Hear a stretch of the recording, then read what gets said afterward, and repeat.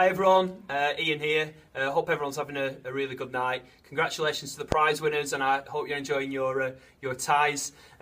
Sorry I can't be with you. I'm currently on a plane from Heathrow to Johannesburg to undertake a project with work, building an orphanage for disadvantaged children and children living with HIV and AIDS. Before I get on to the prize giving, I'd just like to give you an insight into life as a first team captain down here at Longridge. So here we are, game day, Chipping Road. You'll notice I'm using a selfie stick for the first time in my life. So we normally turn up at the ground about 12 o'clock. I like everyone to be here prompt. One occasion Tom Alf didn't turn up till, I think it was 1:45. Asked him where he'd been, and he'd been dressed up as a minion on Carnival Day or something despicable. So just coming to the clubhouse now. Say hi everybody. Hi, I've just signed up for a 21st. So, like I said, we'll make our way down the corridor now to the dressing rooms, where all the magic happens. Down the corridor, that's been ceiling's been done by Vinny. Good job. Past the toilets, past the away dressing room. And here we are into the home dressing room. So there we go, home dressing room. So this is where I like to get ready, get prepared. Normally, right, I don't know if you can see this, right, the batting line-up out prior to starting the game, fielding positions, and then by the end of the game, I've been abused. Hashtag Simpson out, hashtag Chipping Road Squeeze, get on, and a massive cock. So just walk you around where everyone sits. We normally have Josh McDowell sat about here, Danny Wilkes sat about here, Robbie Lambert used to sit here, no one's sat there since. Working our way around, Matt Green on over chunks in there, Big Fergie has the corner. This back row's kind of safe for Andy. Can we see where Andy sits in this seat here? Oh, what's that under Andy's seat? I hear you ask. Oh, you've left your stuff, Andy. Pizza box, can of coke, and a chicken. Into the corner, Kyle Helm, and this is a reconstruction of what Kyle's stuff looks like. Absolute disgrace, and it looks like that every week. Vinny Wilkinson sits about here, taking 14 painkillers, and then I normally have this corner over here before we go out. We tend to file out this way, so everyone files out this way through the change rooms.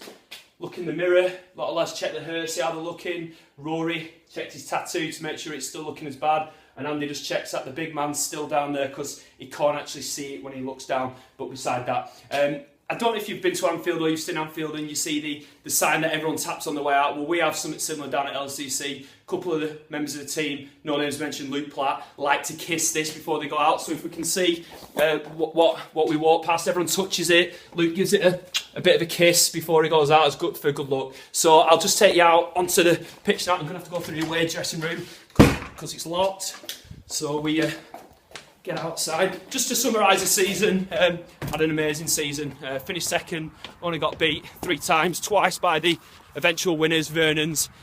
Just an absolutely brilliant season, absolute pleasure. Not done so well this year in the Cups. Played against a decent side in the National. Rory dropped one of the easiest catches I've ever seen in my life. Penwitham we probably took a bit too lightly, and I think Chorley, 20 more runs and would have probably beat Chorley at their place. They actually went on to the semi-finals of the Nationals, so yeah, a bit gutted about that one. We could have done a lot more, but overall, absolutely awesome season. Josh McDowell, Greenall, Rory have just come in at leaps and bounds. Danny Wilkes, I can't say enough about these young lads who have actually improved this year and really took the challenge on.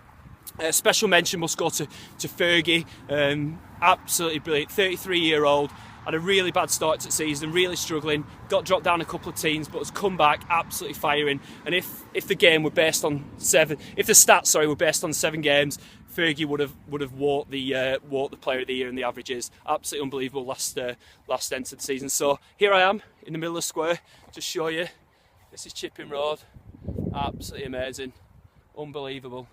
And I can tell you stood on this track that it's still rock hard. It's got a bit of grass on it, but I'm a bowler and I like to see a bit of grass on it. So, right, that ends kind of my perspective. Come out here, play. I know we have a few drills set up for the lads and they just ignore them. Yeah, they all take ownership now for their own game and they all practice hard, work hard, and we've got the rewards this year. I truly believe that next year will be even better and we can do one better next year and win the league. I'm laying the challenge down, but I can see us not getting beat next year with the spirit that we had towards the end of the year.